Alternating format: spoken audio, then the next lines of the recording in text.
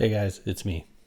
So it's been a little while since we've done anything with my 2012 Seagull S12 Coastline. As a matter of fact, it's been 251 days since we put the strings on it, but I haven't been playing it much. I've been working on my other guitars and playing with them here and there, so the strings are good. They're not discolored, anything like that, so we're going to leave those on. And it's been 151 days since we did the fall checkup to see how it was doing. So today, being late April, we're starting to leave the windows open again. We're going to check it out, see where it all sits, do some measurements on it, just give it the checkup, spring checkup, see where we're going to go with it for this year. We might have to do some work on it. I found something that's rather concerning, but it's a known fact for 12 strings and being a solid cedar top. Well, it's got a belly on it. We're going to take a look at that. Eventually, I'm guessing this is going to need a bridge doctor, but I'm trying to get around it as much as possible. I don't want to do it until I absolutely have to because it is all original. So that's where we're going today, off to the bench. So many people often just play their guitars. They never really look at the setup and that. And I was like that. I bought my first guitar back in 1986 when I was about 25 years old. And I played it for like 30 years without really checking the setup at all.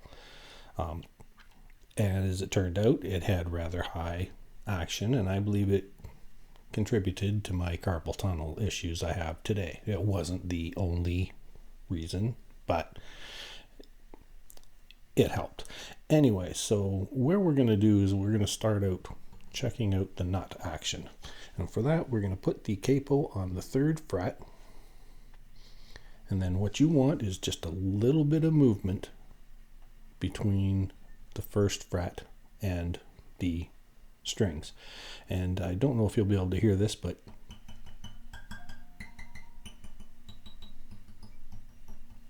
you can hear a little bit of a noise there when I touch it. So I have this set really, really low, but there is just a slightest bit of gap between the 1st fret and the strings. So we're going to go with that. And then the next thing we're going to do is check out with the capo off. You want to check the actual feeler gauge difference. And what we want to do here is the thicker 2 strings we're going to want at 0.020 of an inch. The center 2 sets are going to be at 0.18 or 0.18, and then the skinny 2 at 0.016. So we're going to take the 0.020 and you just want to slide it in there, and this is it's pretty much touching. So as I say, I usually try and keep a very low action on my guitars because I don't strum them really hard, so I don't need the room of oscillation. I just do. So we can go with a very low action. The center 2 sets are pretty much good. The thicker of the 3rd string over, for me, it's a C because I do D, G, C, F, A, D. I down tune it. So the 3rd from the bottom, whatever you want to call it. And that one is just touching a little bit, but as I say, we're good with that. Then we're going to go to the 0.016 on the skinnier 2 strings and check it.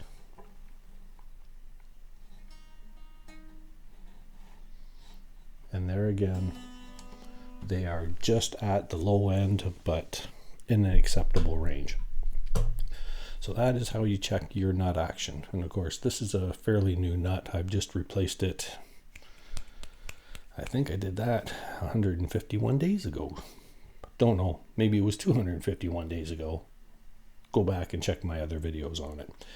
So that's where the nut is sitting. It's good. We're going to leave it there. And next thing we're going to do is check the action at the 12th. And so I usually set mine fairly low, but I'm going to get my little measuring box out here and set it up at the 12th. And I always measure in millimeters because, well, go metric.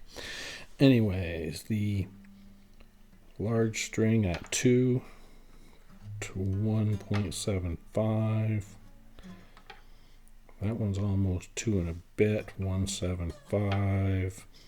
Anywhere in this area is fairly good. As I say, if you're a heavy strummer, you might want a little more. You might want to go 2 millimeters or 2 1/4.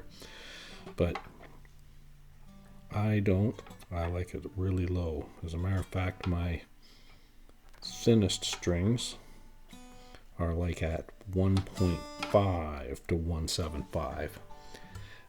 As I say, that's a little low for what most people like, but that's where I want to play it, so that's where I'm going to play it.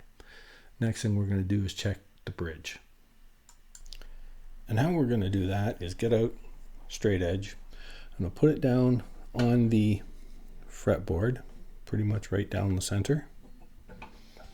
And what you want is for, if you're level across the frets and push down, you want that to just sort of be on top of, or close to the top of the bridge, the actually wooden part, not the saddle, but the bridge. And this just touches, it might be about a 1/2 millimeter above, but that's good enough. As I say, this one's got a bit of a belly on it, so we're going to have a look at that next, but that's roughly where you want that. Now before we get into the belly part, let's take a look at the actual fretboard. So the first thing I do is look down the fretboard, and what I'm doing is looking to see if there is any curvature to it. You want just the slightest bit of curvature, and I have mine set about as flat as it will possibly go. But as I say, setups are subjective depending on how you particularly want your guitar set up. I want mine as flat as possible without any buzzing, which is where I've got it set. So now we take the straight edge, go down the center, and just see what you kind of want is, with this sitting end to end, you want a little bit of a gap about halfway along here. And I am pretty much right on dead flat. As I say, it's subjective. If you're playing heavier, if you're strumming hard, you're going to want a little more movement in there. I'm just going to leave that. Now, how do you adjust that? If you come across this guitar and it's too flat, you want a little bit more bow to it, what you're going to do is go for a truss rod adjustment.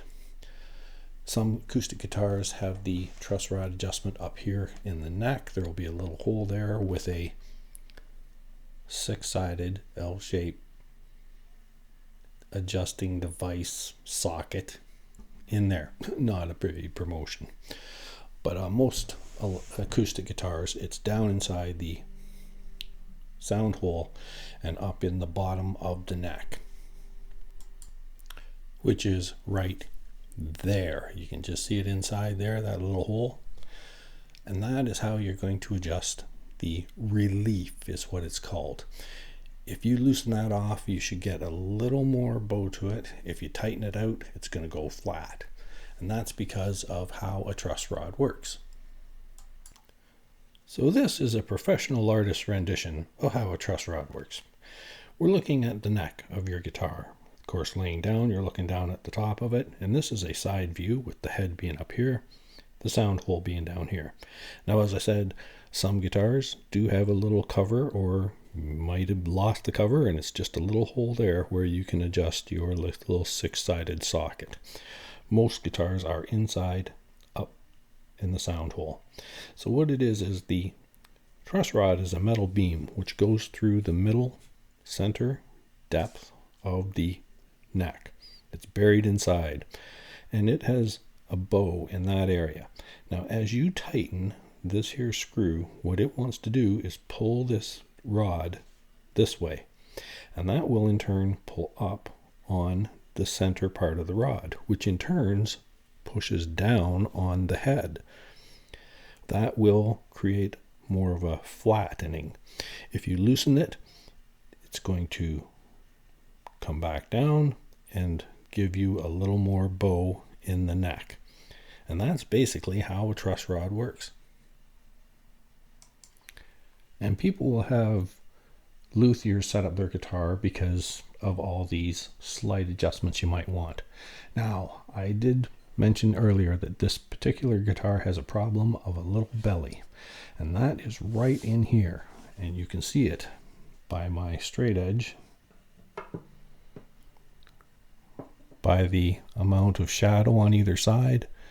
So there is a bow to this, which if I put down at one end here, that's about maybe 5 to 7 millimeters. So half that out, it's got a belly of roughly about maybe 3 to 4 millimeters in the center here. That's not good, but this one has been with me for a long time. I'm not too worried about that. We can double check this by getting out one of our thinnest feeler gauges and take a look if it goes in underneath the bridge right there. And it does. So let's pop up maybe our 0.04, 0.004 goes in with no problem. Let's go way up to a 0.010. It goes in. Let's go up to 1.1015. It goes in. Wow. Let's go all the way up to 22. And it is just starting to rub. So we've got 0.022 roughly in that area of a gap between the bridge and the soundboard. So eventually this is going to need a bridge doctor, and that might be coming down the road. Future episode, a little foreskinning there. Anyways, so that's basically all the adjustments, the measurements that we want to really keep track of. Now, if you've got strings that are sitting high, take this here bridge, the saddle, which is the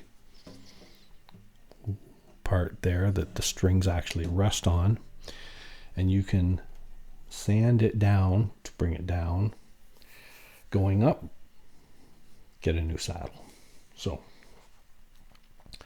this one's about where I want it. As I say, a setup is subjective to the person who plays and how they play. I like extremely low, extremely easy to play, and that's how I have my guitar set up. So don't necessarily do what I do to have it set up. Set it up to your style of playing. A luthier should watch you play for a few minutes, and then they can pretty much tell roughly where they would set it up for you, but they also want your input as to how you want. Some people might want a lot of movement here at the 12th. Okay, it's your guitar, you play it, you have it set the way you want. So now we're going to do the cleanup, and as I said before, we aren't going to be changing the strings on this today. We're going to leave these strings on, but I want to remove them from in front of the fretboard so that I can clean it. So we are going to just be loosening off the strings. We aren't going to be removing them. Anytime you do setups, anytime you're going to be doing, you might be doing tightening and loosening and tightening and loosening, or loosening and tightening and loosening and tightening, whichever way you want to go. Anyways, you want to always loosen the skinny strings first. And that is because there's a lot of tension on this here neck. And if you take the pressure off these larger, stronger strings, you're going to put a lot more pressure on the skinny strings, and you're going to take a chance at breaking one. And as I say, whenever you do a setup, you want to do it on the old strings, so that because you're going to be loosening and tightening. You don't care how it sounds. You want to know how it feels, how it's set up. So always loosen the skinny strings first, and then we get to the rope trick. And the rope tricks as it is as follows. You loosen off all the strings, take this 3 set or 3 depending on whether it's 12 or 6 string, put them off to the side. Now my nut is loose. I got a loose nut, so I'm just going to move that aside. Then you take all the strings from this side, take the rope, put the tail just up through, go underneath, take all the strings from this side, and then we just tie them behind the neck just to give ourselves open access. Now on top of that, I have a little piece of wood here that is just a little wider than the bridge. That keeps the strings out of the way so that now we have full access to the bridge or the fretboard, and we can do our proper cleaning. But before we start the cleaning, since we have access to the sound hole, let's get ourselves a little flashlight, lay it down inside here, and we have a curved mirror that we bought at a store, and that way we can put this down in there and take a look around, see that everything inside is as should be expected. I can take a look around and see the end of the headstock, which has the Godin sticker on it. Take my word for it, your guitars may differ. We can take a look around and see what kind of things in there. Check for loose bracing. There seems to be something, maybe a little piece of glue or something. It's a tight fit, but you can get your arm in there enough to check bracing, see if any of the bracing is loose. Turn the light over to lighten up the other end. I can look at the bottom of the bridge,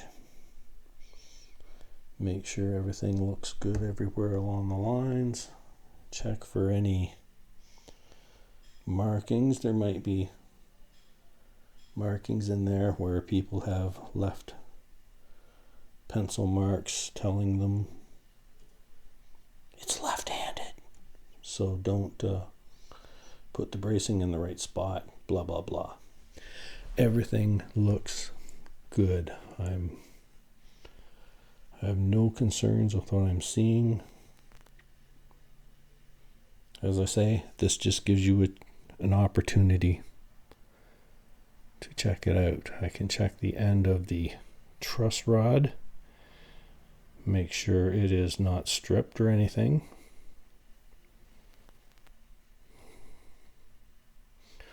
Voila. Okay, don't forget to take out your light or anything you put down in there. Ask me how I know. So we are okay with anything we found inside the guitar. Now it's time for cleanup. I'm going to use a cleaner on the fretboard first, just to make sure it's cleaned up.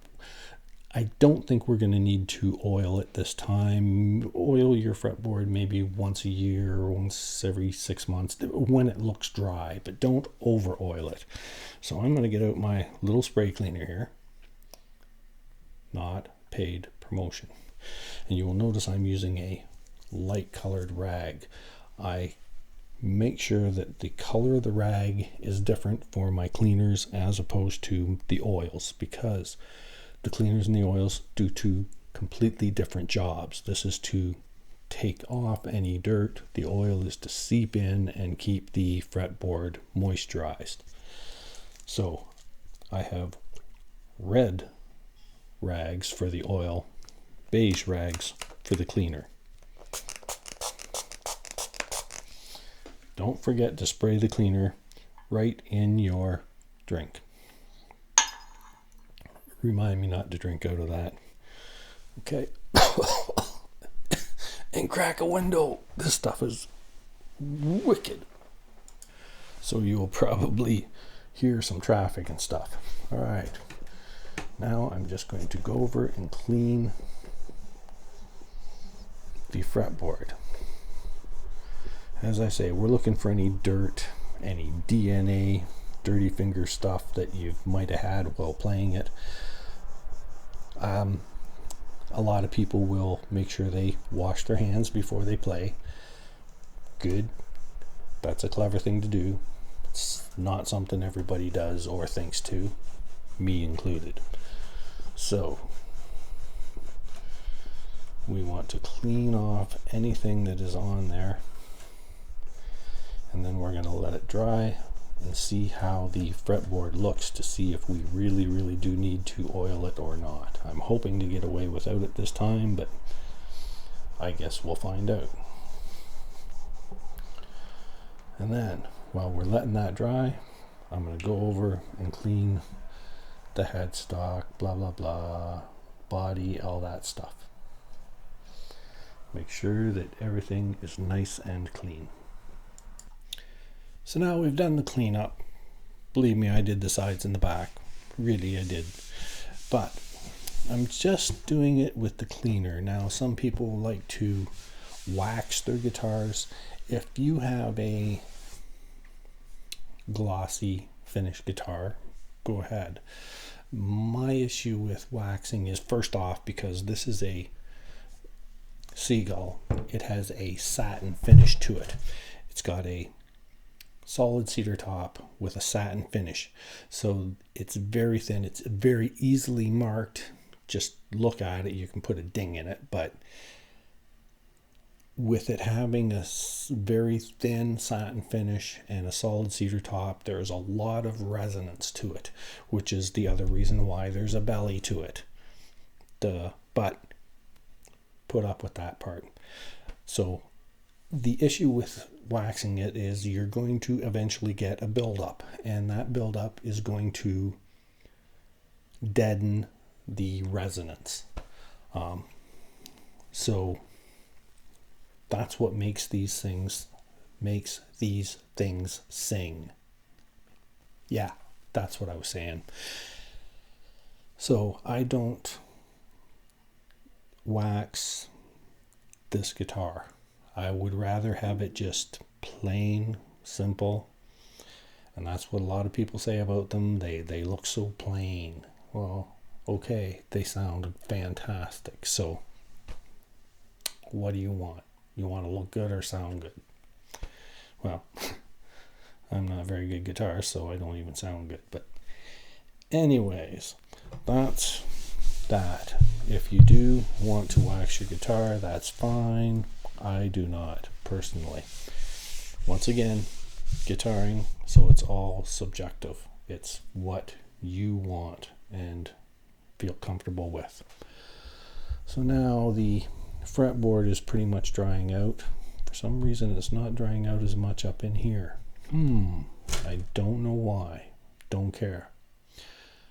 And it looks like this second fret, the first couple of frets, could probably use a bit of more oiling, but I'm going to leave that until I do the string change, because that way I can also get the bridge completely without trying to get around the pins and the saddle.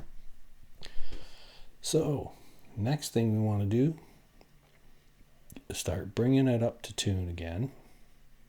And with that, there was something I found when I was loosening the strings. There is one more adjustment that we can do. And that is that when I was loosening off the strings, because I was loosening right in a row, I could tell the amount of pressure it took to wind the winders. And when I was coming down this side, where the larger strings were, I found that one of the tuners was a little more tense than the others. Now you can adjust a bit of the amount of pressure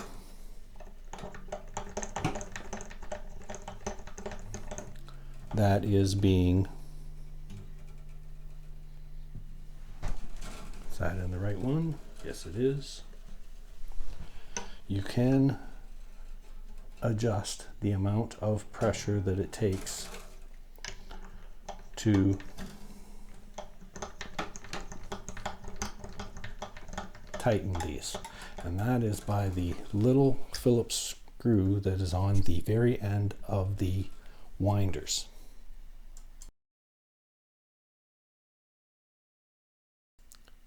And what that little screw does is tighten down the paddle onto the shaft of the tuning head, and it will pinch the little nylon washer that goes between that paddle and the tuning spindle.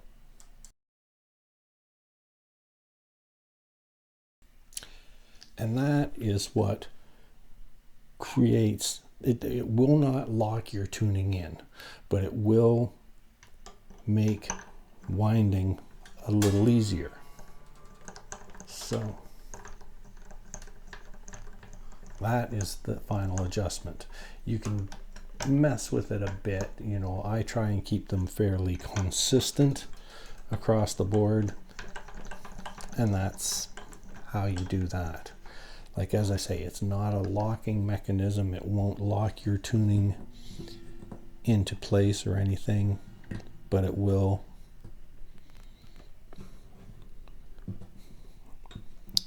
at least make sure that you don't over tighten them or there's way too loose and the paddle rattles. Paddle rattles? Yeah, paddle rattles. So as you can see at this end, I'm just taking these strings and making sure they're evenly spaced and in the proper spots, and then we can bring this thing up to tune and see how it feels. Now, as I say, with me having the floating nut, my nut floats. Anyways, so just before you get too much pressure on it, you want to make sure that you're consistent down here. The frets I polished last time, and I've gone over the ends and kind of rounded them off, so I'm not going to deal with that today. At this point, I think we're ready for tuning. Woo! And so when tuning a 12-string guitar, you get your bottom note. We've got the thicker and thinner of the two strings. Get the thicker string in tune. Whatever you tune to, I'm tuning to D as opposed to E, but you get that into that, and then the skinnier of the two, you want to match the octave, the harmonic at the 12th.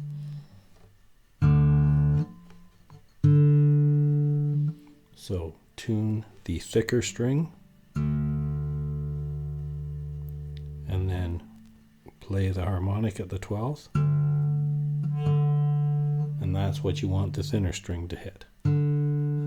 Same thing for me at G, and then that's where the thinner string should be. Needs to come up a bit. It's going to take a while to get this in tune. So for the thicker of the four strings, they are offset, where you have a thicker and a thinner string. Same thing, get the larger string in tune, hit the octave at the 12th, and that's where you want your skinny string to be.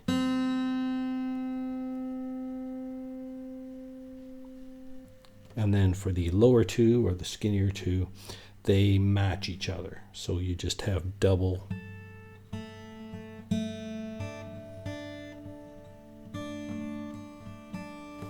And then you're in tune. And the 12 string will sing.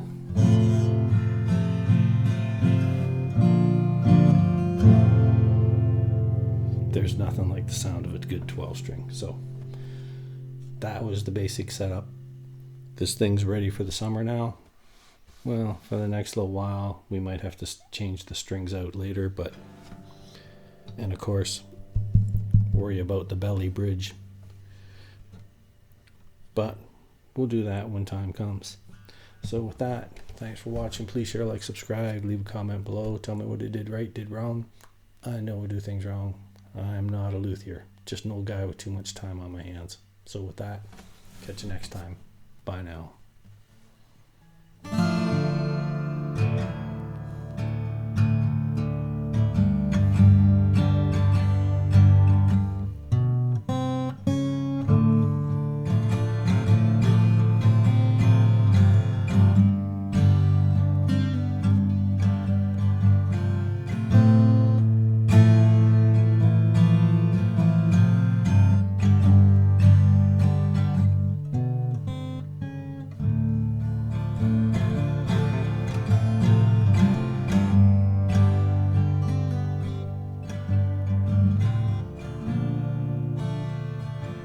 I haven't played in a while. Guess I'm going to have to practice more.